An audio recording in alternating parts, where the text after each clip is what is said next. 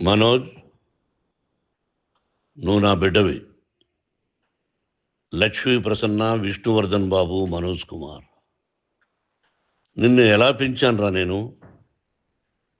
అందరికంటే నిన్నే గారాభంగా పెంచానురా. నీకే ఎక్కువ ఖర్చు పెట్టి చదివించాలని ప్రయత్నం చేశానురా. నువ్వు ఏది అడిగినా నేను నీకు ఇచ్చానురా. కానీ ఈ రోజున నువ్వు చేస్తున్న పని బిడ్డల గుండెల మీద తంతారంటారే, అలా తన్నేవరా. మనసు ఆవేదనతో కింగిపోతుందిరా. నేను మీ అమ్మ ఏడ్చుకుంటున్నావురా. జర్నలిజం ఉన్నది లేనిది, లేనిది ఉన్నట్టు రాస్తున్నారా. నువ్వు నన్ను కొట్టడం ఏంట్రా? నా బిడ్డ నన్ను తాకలా. ఇద్దరం ఘర్షణ పడ్డాం కొన్ని కారణాల వల్ల. ప్రతి ఫ్యామిలీలోనూ ఉంటాయిరా ఇవి. లేనివాడు ఎవరైనా ఉంటే ప్రపంచంలో ఒకరున్నారేమో, 1% ఉంటుందేమో. అటువంటి వాళ్ళ ఇంటికి వెళ్ళి కాళ్ళు గడిగి నిద్ర పూసుకోవచ్చు. భారత భాగవత రామాయణాలు చూసావు కదరా. ఏమిటిది? మీ అమ్మ ఎంత కుమిలిపోతుంది ఈ రోజున హాస్పిటల్ చేరింది. నీ వల్ల హాస్పిటల్ చేరుతాను. చూడు మనోజ్, నీకు అన్నీ ఇచ్చినా ఈ రోజున నువ్వు నా గుండెల మీద తనడమే కాకుండా అపకీర్తి తీసుకొచ్చావు. ఏదేదో రాశావు, ఏదేదో చెప్తున్నావు. కొంతమంది జర్నలిస్టులు ఉన్నది లేనిది, లేనిది ఉన్నట్టు రాసే వాళ్ళ తత్వం వాళ్ళకి ఎందుకంటే టీఆర్పీ పెరగాలి. ఇది వాళ్ళ నైజం. మనం మార్చలేము. వాళ్ళందరి మీద మన కోర్టుకు వెళ్ళలేము. వాక్ స్వాతంత్రం అంటారు, ప్రజాస్వామ్యం అంటారు. ప్రజాస్వామ్యంలో కూడా కొన్ని హద్దులు ఉన్నాయి. ఇది నీకు తెలుసు అనుకున్నా. ఎంత మంచి నటుడివి నువ్వు. నీ భార్య మాటలు విని తాగుడుకు అలవాటు పడిపోయావు. వింటున్నావా మనోజ్? ఎవరిని నమ్మాలో ఎవరిని నమ్మకూడదో పరిస్థితి తీసుకొచ్చావు. విద్యాలయాలు ఎంత గొప్పవిరా. మనం 25% కులమతాలకు అతీతంగా ఫ్రీ ఎడ్యుకేషన్ ఇస్తున్నాంరా. క్యాస్ట్ అనేది తీసేశానురా 92లో ప్రాస్పెక్ట్స్లో. నువ్వు చదువుకున్నావురా. అక్కడ చదువుకున్న బిడ్డలు ఐఏఎస్, ఐపీఎస్ అయ్యారురా. ఎంతోమంది గొప్పవాళ్ళు అయ్యారురా. నువ్వు నటుడుగా ఎంతో గొప్పవాడివి. తాగుడికి అలవాడబడి నువ్వు నీ భార్య ఇంట్లో బిహేవ్ చేస్తున్న విధానం ఆ భగవంతుడు సర్వేశ్వరుడు తెలుసు. భగవంతుడు చూస్తున్నాడు రా. నేను తప్పు చేసినా, నువ్వు తప్పు చేసినా, ఎవరు తప్పు చేసినా. ఎంత అవకాశం ఇచ్చావు మాట్లాడుకునేదానికి అందరికీ. ఇన్ని సంవత్సరాల్లో మన విద్యాలయాల్లో ఒక్క తల్లి కానీ ఒక తండ్రి కానీ ఏమైనా చెప్పారా? ఆ బిడ్డలు మన బిడ్డలు రా. మీరెంతో నాకు అక్కడ ఉన్నవాడు కూడా నా కూతుర్లు, నా కుమారులు. ఎంతమందికి ఫ్రీ ఎడ్యుకేషన్ ఇస్తున్నావు. వాడి దగ్గర ఏది ఆశించలా. నువ్వు ఎందుకు ఇలా తయారైపోయావు? ఎందుకు ఇంట్లో ఉండే పనివాళ్ళని అందరినీ కొడుతున్నావు? వాడు పని చేసుకునేదానికి మన ఇంటికి వచ్చాడు రా. ఆ పనివాడిని కొట్టడం చాలా మహాపాపంరా. నేను వేరురా. నేను దండించడం వేరురా. నేను ఎవరిని ఆ చిన్న వాళ్ళని కొట్టి ఇచ్చేసి చేయలేదురా. సినిమా ఇండస్ట్రీలో మోహన్ బాబు కొడతాడు, తిడతాడు అంటే అది షూటింగ్లో జరిగి ఉండొచ్చేమో. కానీ ఇంట్లో ఉండి 10 సంవత్సరాల నుంచి 20 సంవత్సరాల నుంచి పనివాళ్ళు ఉన్నారు. నేను ఇంట్లో లేని సమయంలో వాళ్ళందరినీ కొట్టి వాళ్ళ ఫోన్ లాక్కొని ఒకడైతే చచ్చిపోవాలి. వాడు పోలీస్ కంప్లైంట్ ఇచ్చి ఉండొచ్చు. నేను వద్దు అని వాడిని బతిమాలాడు. పోలీస్ కంప్లైంట్ కూడా ఇవ్వలా. ఇంకైనా నువ్వు నీ భార్య మారి బయట ఉండండి రా అన్నాను నేను. లేదు డాడీ, తప్పు చేయలేని ఒకసారి వచ్చావు, మళ్ళీ తప్పు చేశావు, మళ్ళీ వెళ్ళావు, మళ్ళీ ఈసారి తప్పు చేయనన్నావు. ఏమండి వీడు తప్పు చేయడం అని మీ అమ్మ చెప్పింది. ఇంట్లో పెట్టుకున్నా. మళ్ళీ నువ్వు చేస్తున్నది, ప్రతిరోజు నువ్వు తాగుతున్న విధానం నీకే తెలుసు. ఇది ప్రజలు నమ్ముతారా లేదా అనవసరం నాకు. నేను నీకు చెప్తున్నా, ఇంతటితో ఫుల్ స్టాప్ పెట్టాలి. 3 రోజుల నుంచి రకరకాలుగా రాస్తున్నప్పుడు నా మనసు ఆవేదనతో ఉంది. మళ్ళీ చెప్తున్నా, Mohan Babu university is greater than temples. Greater than temples. బిడ్డలను కాలేజీలో చేర్చుకునే ముందు చెప్తారు, అన్నయ్య ఎంత ఉంది యూనివర్సిటీ రూల్స్, ఇది మా పద్ధతి, మీకు ఇష్టమైతే చేర్చండి.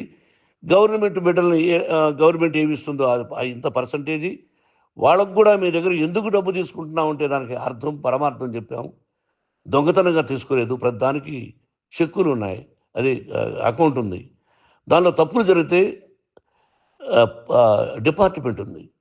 కాలేజీలో ఇంకేదైనా తప్పు జరిగితే గవర్నమెంట్ ఉంది. ఇవన్నీ నీకు తెలుసు. ఈ రోజున ప్రపంచంలోనే నెంబర్ 1గా చేయాలని మీ అన్న కష్టపడి ఇతర దేశాల్లో నెంబర్ 1 యూనివర్సిటీ టైఅప్ చేశాడు. ఈ రోజు నువ్వు చేసిన విధానం ఏమిటి? నువ్వే ఒకప్పుడు నాకు ఇవి ఏమొద్దు నేను యాక్టింగ్ అన్నావు. ఈ రోజున ఏం చేస్తున్నావు? విద్యాలయాల మీద పడ్డావు. తల్లిదండ్రులు చాలా గొప్పవాళ్ళరా. కొంతమందికి డబ్బు కట్టలేకపోవచ్చు. కట్టని వాళ్ళకు కొంత సహాయం చేసాం. అంతా సహాయం చేయలేము. బ్యాంకుల్లో డబ్బు కట్టాలి. లెక్చరర్స్కి డబ్బులు ఇవ్వాలి. యూనివర్సిటీ బ్రహ్మాండంగా నడపాలంటే మంచి లెక్చరర్స్ కావాలి.